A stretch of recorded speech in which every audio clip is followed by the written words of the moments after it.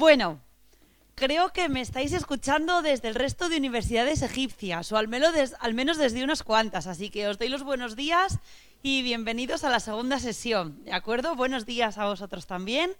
Aquí estamos de nuevo, ¿de acuerdo? Y bueno, pues vamos a retomar un poquito donde dejamos ayer la clase. Buenos días. Parece que funciona todo, ¿verdad, Mina? ¿Que me ven, me escuchan? Pues estupendo. Pues vamos a continuar.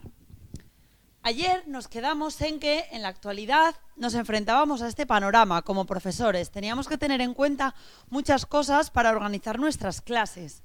Teníamos, además de esas competencias lingüísticas, de esas competencias comunicativas, la competencia lingüística para formar oraciones correctamente, la competencia sociolingüística para saber actuar en una situación, la pragmática para saber adecuarnos al tipo de discurso y la estratégica para resolver esos problemas que nos planteaba la comunicación. Teníamos también estas competencias generales que se incorporaron posteriormente, ¿de acuerdo?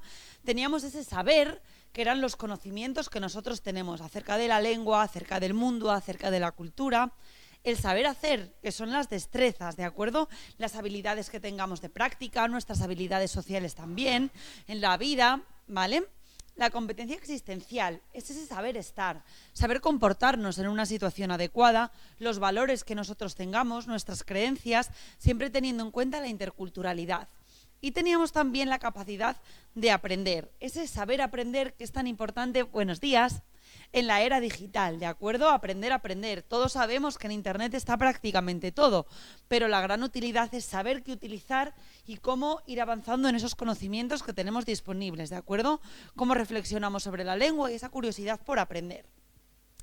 En este panorama teníamos una metodología ecléctica, teníamos que tener muy en cuenta el componente afectivo, la motivación del alumno y sus circunstancias personales, el aprendizaje autónomo, de acuerdo, fomentar esa capacidad de que nuestros estudiantes puedan aprender por sí mismos y se sientan protagonistas, y el papel de las nuevas tecnologías en la educación, ¿de acuerdo? No me digáis que hoy no funciona esto. No puede ser. Perdón al resto, es que tenemos problemas técnicos.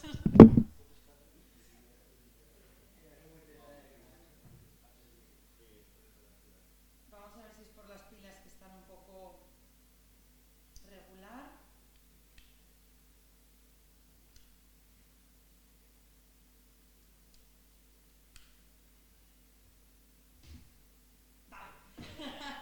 Era más fácil de lo que pensábamos, menos mal. Bueno, y ante este panorama nos encontrábamos con las nuevas tecnologías. Todos sabemos que hoy casi es prácticamente imposible dejar la tecnología fuera de nuestras aulas. Y en los últimos años hemos visto cómo rápidamente esta transformación que hemos experimentado en los diferentes ámbitos del sistema educativo, gracias a los recursos tecnológicos, ha tenido esa repercusión tan importante. ¿Qué ocurre? Que en la actualidad las organizaciones educativas, tanto las universidades como los colegios o cualquier otro tipo de institución, se enfrentan a cambios constantes, ¿de acuerdo? Porque en esta sociedad del conocimiento se demandan nuevos procesos de innovación educativa. ¿Para qué? Para aplicar rigurosamente esas prácticas innovadoras en el aula, y por eso teníamos que tener claros distintos modelos innovadores, ¿de acuerdo? Habíamos visto las ventajas del uso de las tecnologías en el aula y nuestros objetivos como profesores. Habíamos visto esa leyenda acerca de los nativos digitales y los inmigrantes digitales, que realmente no teníamos que considerar esto, ya que todos tenemos que aprender a lidiar con algunas tecnologías. Y habíamos visto también la competencia docente, ¿de acuerdo? Bueno, esas nuevas tecnologías, esas nuevas pedagogías, que veremos más tarde, estaban vinculadas con esta competencia docente. Ayer la vimos muy rápido, vamos a ver un poquito más, ¿de acuerdo? ¿Qué es lo que buenos días, lo que se nos pide a nosotros como profesores? Veíamos que aquí la parte que nos interesaba en la actualidad era la de implicar a los alumnos en el control de su propio aprendizaje, que estaba muy vinculada con las TIC, y también servirnos de esas tecnologías para el desempeño de nuestro trabajo, ¿de acuerdo? Para cumplir esta función tendremos que implicarnos en el desarrollo de nuestra propia competencia digital, que veíamos que en muchas ocasiones la dejábamos de lado, simplemente focalizándonos en el alumno. Ahora veremos algunas herramientas que a nosotros como docentes nos pueden ayudar, ¿de acuerdo? Teníamos también que aprendernos a desenvolvernos en esos entornos digitales y con las aplicaciones informáticas disponibles, que ya sabemos que no siempre es fácil por la cantidad de recursos que están disponibles para nosotros. Aprovechar, por supuesto, ese potencial didáctico de las tecnologías y promover que nuestros alumnos se sirvan de las tecnologías para el aprendizaje. Pues bien, el Instituto Cervantes estableció en el año 2012 las competencias claves del profesorado de segundas lenguas, ¿de acuerdo? En esta guía, que está disponible en Internet, del año 2012, tenemos algunas referencias útiles que nos pueden servir para nuestras clases, ya que nos explican los puntos que debemos tener en cuenta para considerar estas nuevas tecnologías, ¿de acuerdo? Si acudimos al primer índice, vemos que ¿cómo podemos organizar esas situaciones de aprendizaje a las que están expuestos nuestros alumnos? Bueno, primero tenemos que diagnosticar y atender cada una de esas necesidades. Tenemos que promover el uso y la reflexión sobre la lengua para que nuestros alumnos desarrollen esa competencia necesaria. Tenemos que planificar nuestras secuencias didácticas. Tenemos que saber cómo gestionar nuestro tiempo en el aula, con el fin de que toda la gestión, el tiempo, las actividades, salgan más o menos según lo que teníamos planeado, ¿de acuerdo? La evaluación, que en muchas ocasiones es un proceso que lo hacemos de forma más mecánica, lo dejamos un poquito de lado o no incorporamos ciertas herramientas metodológicas para este aspecto. Bueno, pues tendremos que servirnos de nuevas herramientas, garantizar las buenas prácticas en la evaluación. Ayer visteis con María que era una buena práctica, por lo tanto ya sois más o menos expertos en este campo, ¿vale? Tenemos que promover esa retroalimentación constructiva que veíamos ayer que ocurría en muchas ocasiones. Por ejemplo, cuando hacemos un Kahoot o hacemos algo con nuestros alumnos, olvidamos la retroalimentación y ellos lo necesitan, aunque en muchas ocasiones no sean conscientes. Evaluar no es solo ponerles esa nota, sino que también evaluamos mediante la retroalimentación que ofrecemos a nuestros alumnos, ¿de acuerdo? Y los tenemos que implicar. Tienen que sentir que la evaluación no es algo ajeno a ellos. Es lo que nos ocurre muchas veces y lo que nos ha ocurrido cuando hemos sido más pequeños y hemos comenzado a estudiar. Parece que la evaluación es algo que solo afecta al profesor. Lo dejamos de lado porque parece que es algo solo que va en una dirección. Y no es así, ¿de acuerdo? Para implicar a los alumnos en el control de nuestro propio aprendizaje, las guías que nos da el Instituto Cervantes son promover que también él gestione los recursos. Aquí veíamos que las tecnologías nos pueden ayudar para que él mismo tenga acceso y gestione esa forma de aprender, ¿de acuerdo? Tendríamos que promover que el alumno defina su propio proyecto de aprendizaje. Ya sabemos que esto es muy complejo porque no podemos con todos nuestros alumnos, sobre todo alguien me comentaba ayer que tenía muchísimos alumnos por clase. ¿Quién era? ¿Cuántos teníais? 400. Es imposible, ¿de acuerdo? Entonces, claro, siempre pues en la medida de lo posible, ¿de acuerdo? Y por supuesto, motivarlo para que se responsabilice del aprendizaje. La comunicación intercultural, ¿de acuerdo?, es clave para que se adapten a las culturas del entorno, para que fomentemos ese diálogo intercultural. Aquí también veíamos de nuevo que las tecnologías nos podían ayudar. Por ejemplo, con este maravilloso centro podemos hacer conexiones con otros alumnos, compartir experiencias. Hay un mundo mucho más allá de todo lo que tenemos. Tenemos otra vez el componente afectivo, ¿de acuerdo? Tenemos que fomentar que desarrollen esas relaciones, que se conozcan a sí mismos y conozcan su entorno y a los demás. Participar activamente en la situación, esta es a lo mejor un poquito más complicada, ¿de acuerdo? Y servirse de las TIC para el desempeño de su trabajo. Aunque como hemos visto, estas son las competencias clave del profesorado, se pueden aplicar también en algunas cuestiones para nuestros alumnos, pero a nosotros nos sirven desde ambas perspectivas, especialmente como docentes. Ayer veíamos que a partir de este desarrollo de la competencia docente, si nos centrábamos en el ámbito de las nuevas tecnologías, lo que encontrábamos era esa competencia digital, ¿de acuerdo? La competencia digital se define mucho más tarde y teníamos estos 5 puntos en ella. Teníamos definida la competencia digital docente y la digital del estudiante. En este caso a nosotros nos va a interesar la nuestra, ¿de acuerdo? Porque todos somos profesores y es la que se trabaja en muchas ocasiones mucho menos. Tenemos esa competencia digital docente que tenéis también accesible en Internet, ¿de acuerdo? Todos estos documentos están accesibles, pero os los puedo enviar también porque ya están descargados. Pero en Internet las tenéis disponibles, ¿de acuerdo? No sé si conocíais el marco común de competencia digital docente. Sonaría el marco común de referencia para la enseñanza de las lenguas. Eso estáis aburridos de escucharlos todos. Pero tenemos este marco que nos puede resultar de especial utilidad, sobre todo si tenemos en cuenta las tecnologías. Como veíamos, el otro era bastante más general para servirnos a nivel de profesor, trabajando diferentes cuestiones. Si os dais cuenta, el anterior documento se creó en el año 2012. Este documento es de 2017, es muy actual, la competencia digital docente se está todavía perfilando, se está todavía definiendo. Bien, ¿qué encontramos en este marco? Perdón, pero es que para pasar con el dedo tenemos que ir un poco lentos, pero así lo vemos mejor. Bueno, en el índice nos muestra, de acuerdo, esos 6 niveles competenciales y las áreas que tenemos, las que veíamos en el gráfico de antes, que son las claves que tenemos que tener en cuenta.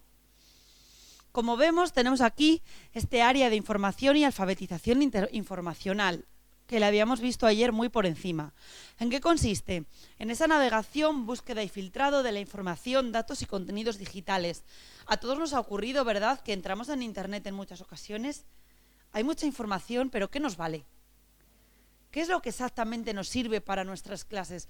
Cuesta mucho hacer ese proceso de selección y mucho más en un mundo donde tenemos tantos recursos accesibles para nosotros. Una vez que localizamos lo que más o menos nos sirve, lo tenemos que evaluar. Tenemos que reflexionar sobre si en mi clase, sobre si necesito una adaptación y tenemos que aprender a trabajar con ese almacenamiento y recuperación de información de datos y de contenidos digitales, ¿de acuerdo? Estas son las 3 subcompetencias que están integradas en el área de información y alfabetización, ¿de acuerdo? Aquí, como veis, tenemos también niveles. Los niveles no solo existen para los alumnos, tenemos también niveles dentro de nuestra competencia digital docente. Bien, por supuesto, no es igual el profesor que nunca ha tenido acceso a Internet y comienza a formarse, que quienes han tenido un mayor acceso, controlan mucho más, saben usar las herramientas, diseñar, ¿de acuerdo? Cambia mucho, por lo tanto tenemos también que ir por pasos. Fijaos, tenemos un marco común de competencia digital docente. Estos niveles que teníamos para nuestros alumnos, que parecía que solo funcionaban para ellos o para nosotros cuando aprendíamos idiomas, los tenemos también diseñados para nosotros. La vamos a ampliar un poquito para ver algunas partes. Fijaos, 1 a 1. Entiendo que la red es una buena fuente de información y recurro a ella para buscar recursos educativos. Vamos avanzando y lo que ya nos encontramos en C2... Sé diseñar y aplicar una estrategia personalizada de búsqueda y filtrado de la información para la actualización de recursos, buenas prácticas y tendencias educativas. ¿Qué os recomiendo yo? Bueno, como tenemos este material disponible, mi recomendación, a veces os puede sorprender lo que encontramos, porque parece que estamos tan acostumbrados a trabajar con Internet, que en muchas ocasiones parece que yo creo que sabemos más de lo que sabemos. Muchas veces cuando nos enfrentamos con estas búsquedas son mucho más arduas de lo que parecen. Yo os animo a que cuando tengáis un ratillo en casa, entréis aquí y os evaluéis a vosotros mismos. Ahora vamos a trabajar también con el portfolio para el docente, ¿de acuerdo? Os presento estas herramientas porque no sé si las conocíais. ¿Las conocíais? La competencia digital docente, me parecen muy útiles para nosotros mismos, no de cara al alumno, ¿de acuerdo? Localizar información, bueno, no lo vamos a leer, ¿vale? Pero os animo exactamente a que lo leáis con calma. Si vamos bajando, están desarrolladas todas las subcompetencias de acuerdo a los niveles generales y con estas descripciones. Igual, en el área de comunicación y colaboración encontramos, por ejemplo, interacción mediante las tecnologías digitales, pero cuestiones que a lo mejor no nos habíamos planteado, como por ejemplo, participación ciudadana en línea o la gestión de la identidad digital, ¿de acuerdo? Este concepto que tenemos también definido. Tenemos las diferentes áreas, ¿vale? Todas, cada una de ellas con sus descriptores. No me voy a detener mucho más, ¿vale? Porque ahora que ya sabéis que esto existe y lo tenéis disponible y lo podéis consultar, pero bueno, me parece que es algo muy útil para nosotros mismos, ¿de acuerdo? Para evaluarnos, para saber en qué punto estamos, para saber qué destrezas necesitamos mejorar, qué me falta a mí para alcanzar esa competencia digital docente nivel nativo, nivel C2, para ayudar a mis alumnos a trabajar en el aula, ¿de acuerdo? Y finalmente nos encontramos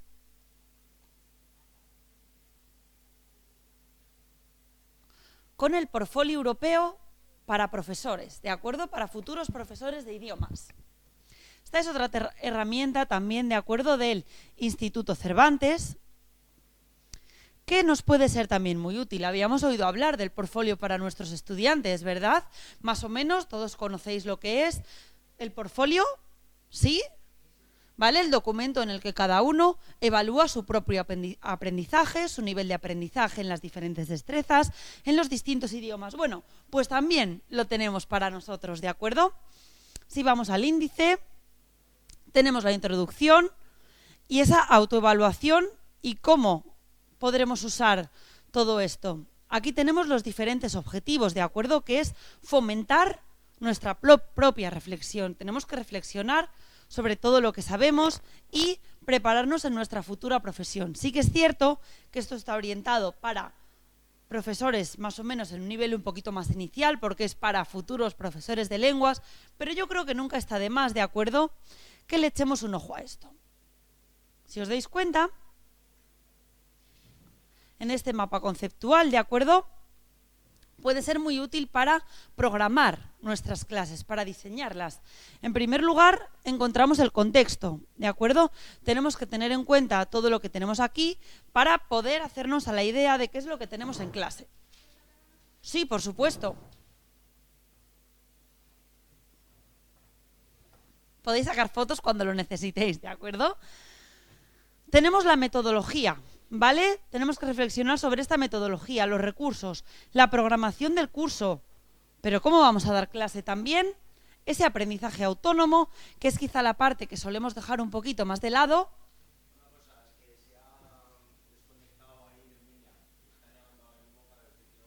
¡Ay, vaya! ¿Solo Minia? Minia ha caído. Los demás van bien, entonces será cuestión interna suya probablemente.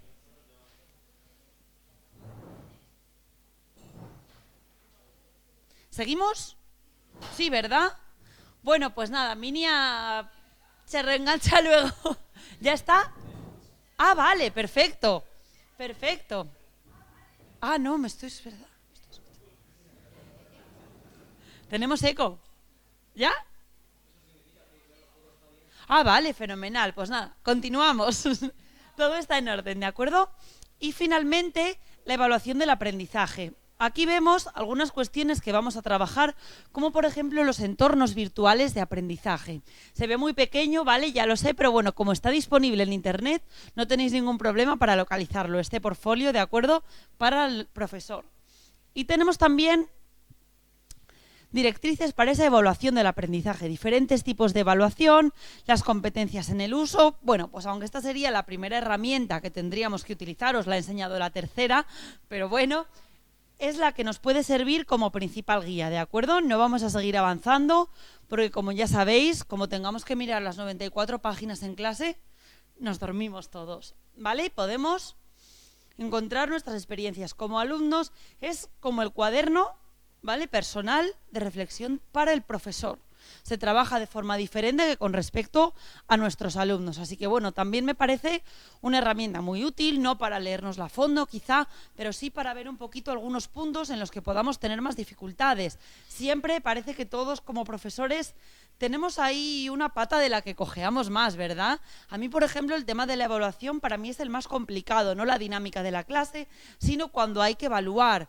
Me cuesta mucho valorar cuestiones como qué evaluación es la más justa, cómo tengo en cuenta las diferentes circunstancias de los alumnos, los distintos tipos de inteligencia. ¿Cuál es la parte más dura para vosotros como profesores? Hablar. Hacer que los alumnos hablen, ¿vale? Fomentar esa participación. ¿Qué más?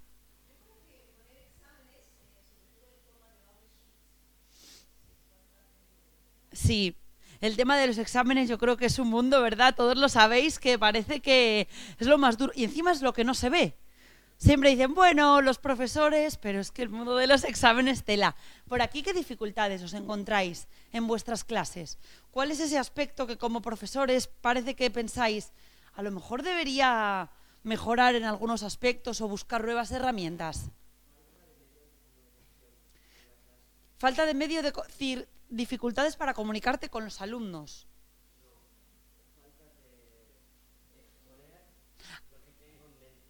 Vale, esa claridad de cara a transmitir. Vale, los medios para transmitir esos conocimientos. Por aquí, organizar el tiempo. Muchas veces nos sobra o nos falta. Te falta mucho. Claro, eso es muy importante porque esa planificación para las clases es... ¿Por qué? Porque si no vamos a generarnos una frustración. Nunca habéis salido de una clase diciendo, qué mal, no me ha dado tiempo a contarles todo lo que quería, o qué mal, si es que yo pensaba que iba a durar más el material, pero como no han hecho preguntas o no han participado, no ha sido suficiente. Bueno, pues todas estas herramientas que hemos visto os van a ayudar, de acuerdo, a mejorar esas competencias que como docentes nos hayan quedado un poquito ahí, ¿vale? Sean más difíciles para nosotros. Vamos a continuar entonces, ahora que ya hemos hecho este repaso, ¿de acuerdo? Con las nuevas pedagogías, ¿de acuerdo? Lo veíamos ayer, teníamos por ahí a un experto en estos entornos de aprendizaje, que nos va a contar también ahora su experiencia para compartirla con todos nosotros. Entonces, bueno, estas nuevas pedagogías son un conjunto de enfoques pedagógicos que surgen alrededor de las TIC. Esa es la definición original, ya sabemos que nosotros vamos a hablar de TAC y estamos hablando de TAC, y que intentan aprovechar todo su potencial innovador, creativo, interactivo y colaborativo en el marco de una nueva concepción del aprendizaje, ¿de acuerdo? De nuevo, esa nueva concepción que tenemos. Estas son las tres grandes tendencias que conviven hoy en el panorama de enseñanza y aprendizaje. Parece que esa enseñanza simplemente presencial, ya la hemos dejado de lado, y que vamos incorporando estas cuestiones. La primera, el e-learning, es el aprendizaje electrónico únicamente a distancia, ¿de acuerdo? Es la evolución del aprendizaje por correspondencia, que se hacía hace muchos años, ¿de acuerdo? Mediante envíos por correo y con ese aprendizaje para la gente que no podía acudir a las clases, ¿de acuerdo? Bueno, emplea el Internet y las tecnologías para desarrollar esas destrezas y es la evolución del aprendizaje a distancia. ¿Por qué creéis que esto supuso una revolución para el mundo académico?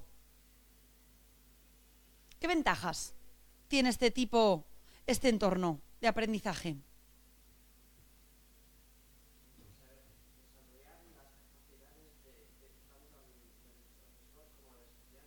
¿Vale? Pensad también, por ejemplo, en el número de alumnos al que llegamos. Esto permite llegar a un número de alumnos mucho más grandes con una misma aplicación. Además, ¿qué facilita? Que cada alumno le dedique el tiempo que necesita a las clases. Nosotros mismos, en clase muchas veces, lo que también nos suele costar es decir, ¿cómo gestiono yo si sé que algunos alumnos llevan un ritmo, otros llevan otros? ¿Cómo hago yo los malabares para que todos vayan más o menos a la par, ¿de acuerdo? Bueno, pues esto fomentó que esa distancia, que ese inconveniente, ¿de acuerdo?, se fuera supliendo poco a poco. Fomentaba la... ¿Sí? Por supuesto. Esto favoreció a la gente que no podía acudir a clase. Yo o no podía viajar para hacer un determinado curso, ¿de acuerdo? Por lo tanto, bueno, pues parece que favorece también el control por parte del profesor, porque ya sabéis que con estas herramientas yo puedo acceder, ver qué alumno ha entrado, cuál no ha entrado, qué tiempo le ha dedicado, cosa que en una clase, pues a lo mejor con 100 alumnos es más compleja. Por supuesto, esto lleva mucho tiempo, pero lo podemos hacer si tenemos el recurso adecuado. Después tenemos el blended learning, ¿de acuerdo? Ese aprendizaje electrónico semipresencial, esa forma híbrida de aprendizaje. ¿Qué ventaja supone el aprendizaje electrónico semipresencial con respecto a solo el electrónico a distancia? A ver, ¿Qué ventaja tiene esto con respecto al anterior?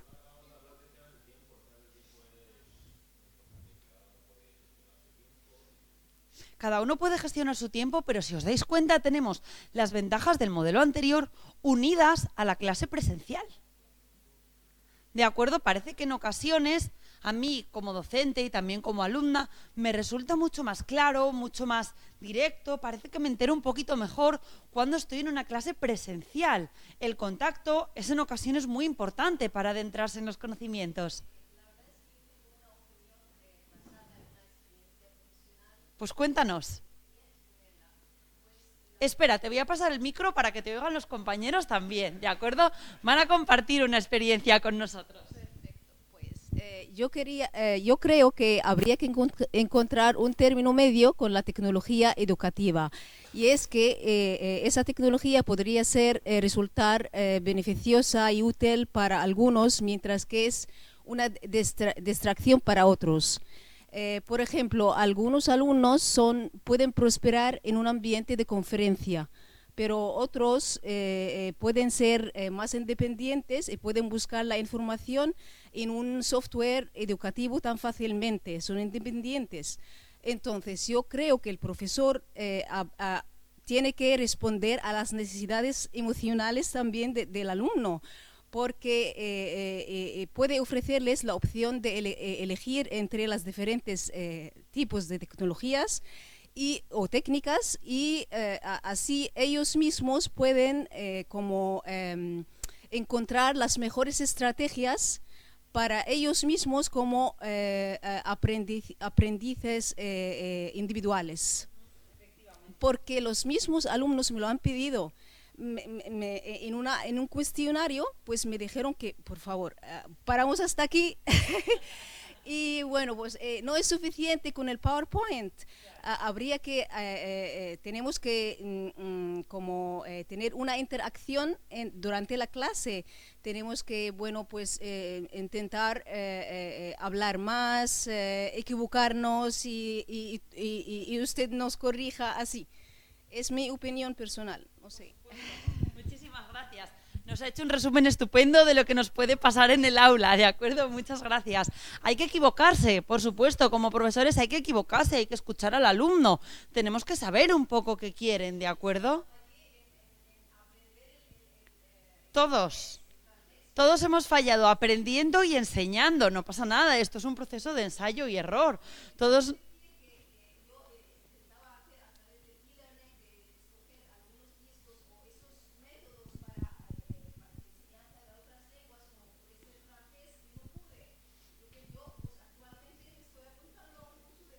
Claro, efectivamente hay que equivocarse como alumno y también como profesor. Es la única solución para ir aprendiendo, ¿de acuerdo? Bueno, y tenemos también el mobile learning. Este aprendizaje, esta tendencia es más novedosa porque es ese aprendizaje con dispositivos móviles. ¿Cuáles son las ventajas con las que se está abriendo paso esta enseñanza a través de teléfonos inteligentes o las tablets? ¿Qué ventajas nos ofrece esto? Más flexibilidad, tú lo has dicho, tenemos una ubicuidad constante, podemos acceder en cualquier lugar y en cualquier momento. Y eso es muy importante también en los tiempos que corren, ¿de acuerdo? Por lo tanto, esa formación en línea potencia además la idea de que podemos aprovechar cualquier momento, cualquier rato es bueno para aprender, ¿vale? Por lo tanto, es mucho más variado que el anterior, depende mucho menos de la ubicación. Yo no tengo por qué estar en mi casa con mi ordenador delante para poder ver los vídeos y tomar apuntes, ¿de acuerdo? Además, podemos tener esos dispositivos más pequeños que nos dan esa facilidad. Voy por la calle o estoy esperando en la consulta del médico, yo puedo descargarme una aplicación para aprender un idioma, puedo ver las tareas que me ha enviado el profesor, ¿de acuerdo? Bueno, pues todo esto es... Buenos días, la gran utilidad que nos brinda. Vamos a hacer un repaso de ese modelo y vamos a centrarnos en la Flip Classroom y en gamificación, ¿de acuerdo? Que era lo que veíamos ayer. No sé si voy muy rápido, voy muy lenta, va bien. Espero que en el resto de universidades me estéis siguiendo bien también, ¿de acuerdo? Si alguien quiere pararme, ya sabéis, Teresa para, tengo dudas, ¿de acuerdo? Que yo sé que empiezo a hablar y me acelero.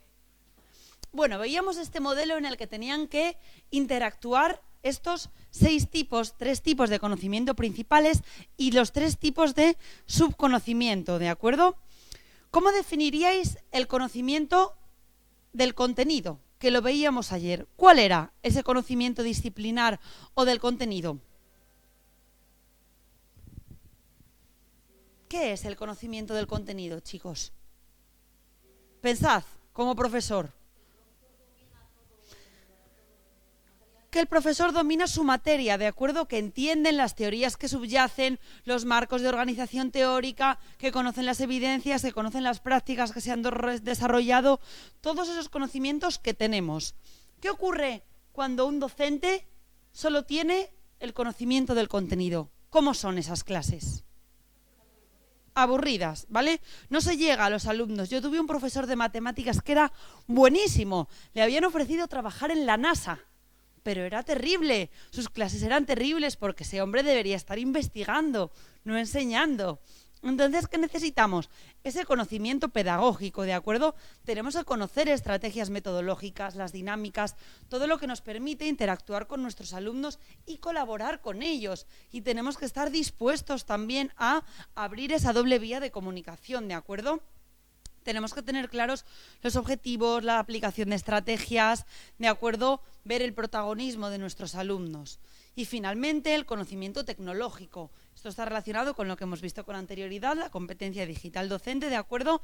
Tener ese conocimiento de las tecnologías para utilizarlo de forma productiva y aplicarlo en nuestro trabajo y en la resolución de problemas. Por tanto, veíamos cómo interaccionaban estos tipos de conocimiento, ¿de acuerdo? Dándonos realmente lo que tenemos que poseer como docentes. Bueno, ¿por qué es útil este modelo para implementar en nuestra clase y para tenerlo claro cómo interactúan? Porque se trata de un modelo relacional, ¿de acuerdo? Siempre hablamos en la actualidad de eclecticismo, de combinar teorías, de tener muchos frentes abiertos. ¿Por qué? Porque no solo debemos dominar ese contenido y esas estrategias, sino las herramientas tecnológicas. El primer punto a favor, ¿vale? Un modelo relacional. Es muy importante la toma de decisiones. ¿Por qué? En torno a los elementos del currículo, ¿de acuerdo? Destaca esa dimensión creativa, nuestro rol de profesores, ¿vale? Ese dinamismo también, esa toma de decisiones constante. Yo continuamente como profesor, ya lo sabéis, estoy decidiendo cómo lo voy a hacer, qué voy a modificar, qué voy a poner en práctica. Es un modelo también situacional. Sabemos que tenemos que tener en cuenta ese contexto, ¿de acuerdo? Es innovativo, porque nos permite reorientar, centrar y filtrar esos usos de las nuevas tecnologías. Y finalmente, el punto clave de este modelo es la formación, porque a partir del análisis que hemos propuesto antes para las competencias docentes, integraremos de forma adecuada las tecnologías, ¿de acuerdo? Por tanto, tenemos que tener claro los siguientes puntos. El objetivo de aprendizaje, ¿de acuerdo? Las decisiones pedagógicas, las actividades, la evaluación y las herramientas. Estos son 5 puntos claves, ¿de acuerdo?, para tener éxito con la integración de estos tipos de conocimiento. ¿Alguna duda? ¿No? Pues seguimos adelante. Ahora ya sí que sí, vamos con algo un poquito más práctico, ¿de acuerdo? Vamos a ver la Flipped Classroom o clase invertida. ¿Tenéis experiencia con este modelo de aprendizaje? No, no es a distancia. Es darle la vuelta a la clase. ¿En qué puede consistir esto?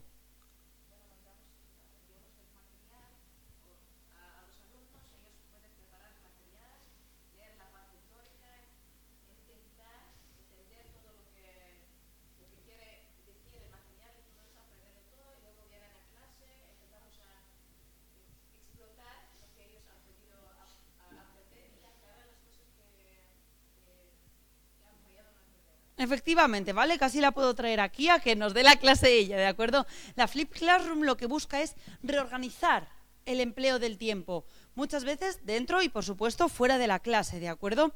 ¿Qué ocurre? Que tenemos mucho más tiempo en clase para dedicarlo a una dinámica más activa. ¿No os ha pasado que cuando tenéis que explicar en clase un conocimiento más teórico y más denso, parece que aparte de no despertar tanto esa inquietud del estudiante, se hace mucho más arduo y además vemos que algunos progresan más, otros progresan menos y cuando después les mandamos un ejercicio no todos tienen el conocimiento en el mismo nivel? En eso consiste este tipo de clase, cambiamos el protagonismo. El protagonista central es el estudiante, ¿de acuerdo? Por lo tanto, en clase se busca mucho ese modelo de aprendizaje en proyectos, donde los estudiantes trabajan juntos para resolver desafíos, interactuar, tomar decisiones y resolver problemas, ¿de acuerdo? ¿Va a dar muchos mejores resultados? Por supuesto, igual, siempre que las circunstancias nos permitan ponerlo en práctica, ¿de acuerdo?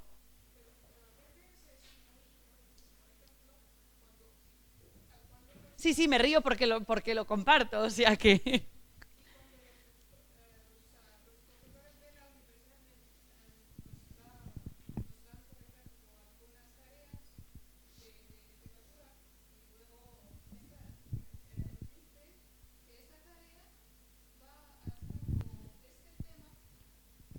Este tema va a venir en el examen.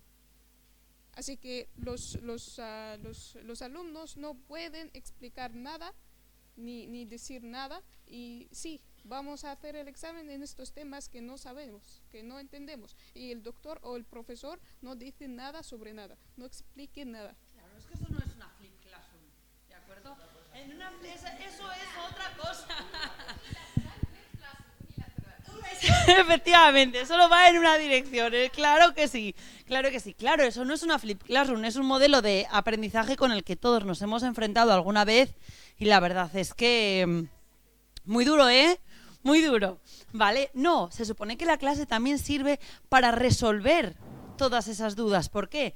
Muchas veces lo que creemos que le va a costar más a los estudiantes es lo que explicamos y a veces no es así. Cuando llegan a casa y releen los apuntes, tienen dudas nuevas, por lo tanto el día siguiente hay que volver otra vez atrás antes de volver a comenzar, ¿de acuerdo?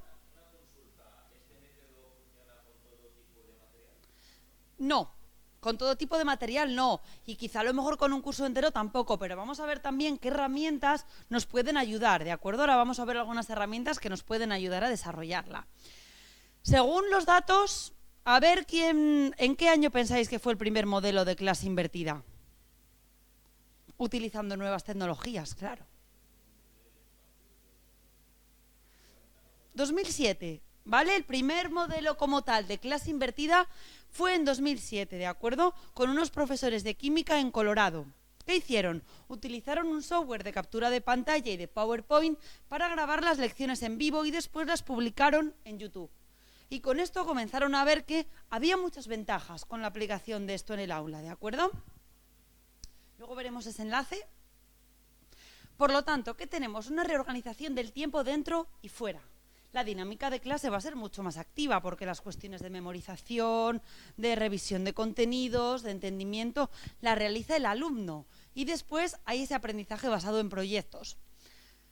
El estudiante aprende haciendo. Si recordáis, esto lo vinculamos con el enfoque por tareas. En el enfoque comunicativo, el alumno aprendía para comunicarse y en el enfoque por tareas aprendía mediante la comunicación. Aquí el alumno aprende también haciendo. El profesor es quien crea. Aquí entra nuestra competencia digital. Vídeos, audios, enlaces, recursos educativos abiertos, ¿de acuerdo? Esa comprensión de contenidos se trabaja en clase y después podemos desarrollar la práctica en casa. Por lo tanto, ventajas de la Flip Classroom, ¿de acuerdo? Aquí tenemos las siglas. Un ambiente flexible. Se genera una cultura de aprendizaje diferente. Hay un contenido intencional, predispuesto con antelación. Y los educadores son más profesionales y nos volvemos también más profesionales al desarrollar diferentes destrezas, ¿de acuerdo? La accesibilidad, lo veíamos antes, es también mucho más útil porque el alumno puede reutilizar algunos ratos para comprender esos contenidos, para revisarlos y para los alumnos que no han podido asistir a clase, ¿de acuerdo? Por lo tanto, bueno, pues hay tiempo después para aplicarlo aprendido en el aula. Recursos tecnológicos, ¿de acuerdo? Vamos a ver cómo se pone en práctica un poquito esta clase. Algunas herramientas que nos pueden servir es gamificar los contenidos, que lo vamos a ver más tarde, utilizar esas plataformas y los contenidos multidispositivo. Estas son las ventajas que tendrían en una clase de idiomas. ¿Por qué? Porque la Flip Classroom se ha empezado a aplicar en la metodología de idiomas recientemente. Parece que es algo que matemáticas, en química, ¿verdad?, puede tener más sentido, pero en los idiomas también. ¿cuál es el principal problema en una clase de idiomas con nuestros alumnos?